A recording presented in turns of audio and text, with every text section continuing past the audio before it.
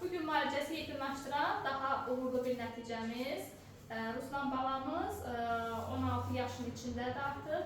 Gələndə 2-ci dərəcə skalyoz və çiyin asimetriyamız var idi. Yəni bir çiyinimiz həddən artıq yuxarıda, bir çiyinimiz aşağıdaydı. Əllərimiz yerə dəymirdi. Əyləndə dabanlarımız göydə qalırdı, yəni axırqı salımız var idi. İndi Ruslan, sən də tutmasa göstər dabanlarımızı. Əlimiz yerə dəyir və çöməlib qalxanda da artıq dabanlarımız tam yerdədir. Çiyin asimetriyamız düzəlib, gördüyünüz kimi.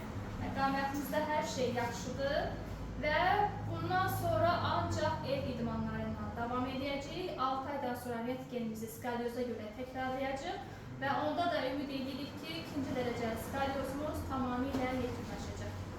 Sənə də uğurlar, təhsil həyatında, öz həyatında yolun açıq olsun və belə ürəklə idmanları elədiyinə görə, məsuliyyətli olduğuna görə sənə də təbrik edirəm.